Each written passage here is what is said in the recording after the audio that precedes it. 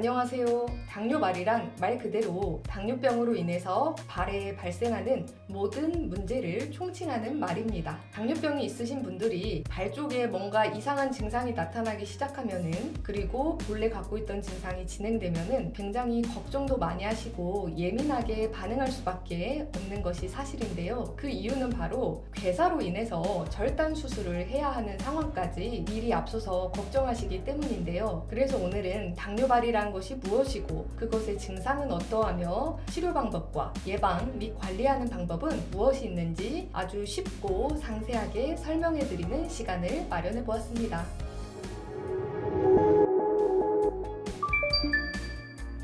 당뇨병으로 인해서 우리 몸의 다른 부위도 아니고 발이 가장 취약하게 반응하기 때문에 당뇨손이라고 하는 말은 없어도 당뇨발이라고 하는 말이 있는 건지도 모르겠습니다. 발이라고 하는 것은 아무래도 우리 몸에서 가장 멀리 떨어져 있는 곳에 있기도 하고, 또 손과는 달리 아무리 움직이지 않는다고 하더라도 체중을 실은 상태에서 자리에서 일어서기도 하고 걸어 다니기도 하기 때문에 발에 있는 아주 가늘고 연약한 말초신경과 말초혈관이 취약하게 반응할 수밖에 없는 것으로 추정되는데요. 당뇨로 인해서 방금 말씀드린 말초신경 그리고 말초혈관, 이것들이 손상 및 기능 저하가 있거나 아니면은 그러한 것으로 추정되는 징후가 나타났을 때 당뇨발이 시작되었다라고 표현합니다.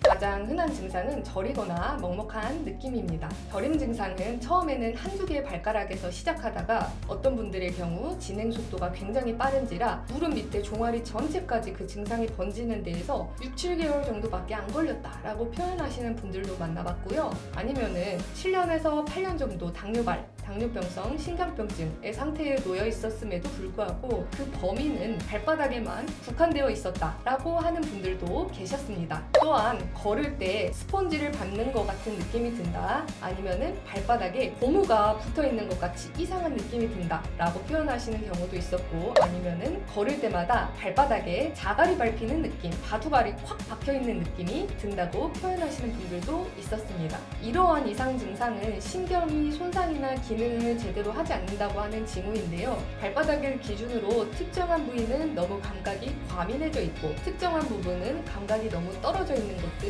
연속적으로 나타나다 보면은 이런 표현을 하시는 증상을 느낄 수가 있습니다. 또한 발이 유달리 차갑다거나 뜨겁다, 화끈거리다 라고 하시는 분들도 계셨는데요. 발이 차갑다라고 하는 표현이 실제로 만져봤을 때 얼음장처럼 차갑고 혈액순환이 저하되어 있는 징후가 명백하게 보이는 경우도 있었지만, 발을 실제로 만져보았을 때는 차갑지는 않았는데 본인께서 너무 시리고 불편하다라고 표현을 하시고 내 다리가 맨살이 조금이라도 공기 중에 노출된다면은 그땐 너무너무 고통스럽고 뼛속까지 시려서 견딜 수가 없다라고 표현하시는 분들도 많았습니다. 그 외에도 피부가 검어지거나 내가 발가락에 원래 털이 있었는데 털이 싹 빠져버렸다라고 하시는 경우도 있었고요. 발등 피부가 혹은 정강이 쪽의 피부가 마치 물고기 비늘처럼 반짝반짝거리고 쭈글쭈글하고 맨들맨들하다라고 표현하시는 경우의 증상도 당뇨발의 증상이었습니다. 위에 말씀드린 상태는 당뇨발의 일반적이고 흔한 증상에 해당하고요. 그렇다면 지금부터 이 당뇨발의 상태에서 궤양으로 진행될 가능성이 매우 높기 때문에 조심해야 하고 신경 써야 하는 징후 5가지를 말씀드리려고 합니다.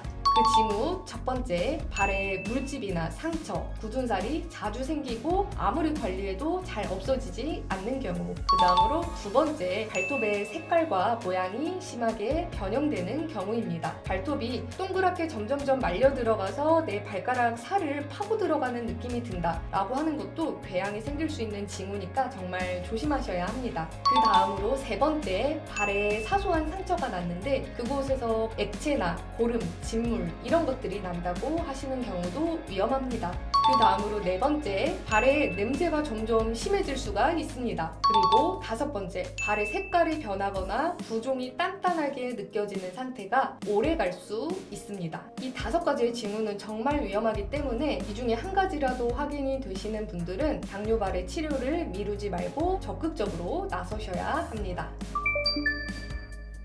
당뇨병성 신경병증으로 인한 저림이나 감각저하, 심한 경우에 아주 극심한 통증, 그리고 그것으로 인한 보행 기능의 저하, 거기에 더해서 근육의 위축까지 심해져 있는지라 지팡이가 없이 도저히 나는 외출하기 어렵다라고 하시는 단계에 이르는 분들이라고 하시더라도 사실은 도움 드릴 방법이 다양하게 존재하고 있고 치료 매뉴얼도 일정 정도 정해져 있는 것이 사실입니다. 그렇지만 막상 저조차도 진료실에 당뇨병성 족부 궤양 때문에 수술을 해야 하는지 말아야 되는지 결정해야 되는 기로에 서서 내원하시는 분들이 계시는 경우에는 정말 죄송스럽지만 뭔가 해드릴 게 없다고 돌려보내는 편이 대다수입니다. 그래서 더더욱 예방과 철저한 관리 그리고 진행을 방지하기 위해서 힘쓰는 것이 중요하다고 말씀드리고 있는데요. 우선 아직은 궤양의 위험까지 도달한 것은 아닌 당뇨발 상태의 분들이라고 한다면은 그 치료 방법이 나에게 잘 맞는 것이 무엇이 있는지 적극적으로 찾아보시고 조치하시는 것을 권해드립니다.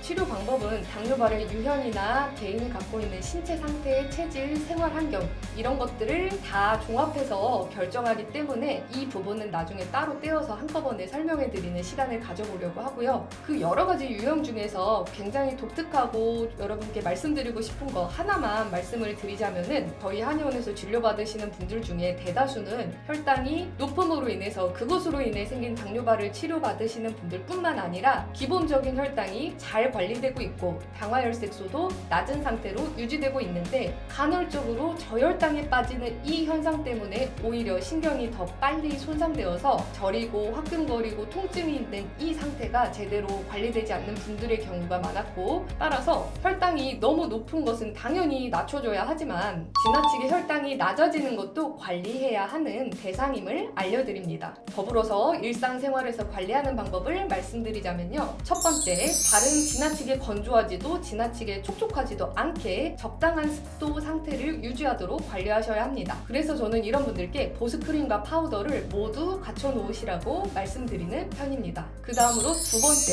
담배를 만약에 태우고 계신다면은 이것은 종류나 이유나 아무것도 가리지 마시고 줄이는 것도 안 되고 무조건 끊으시라고 말씀드립니다.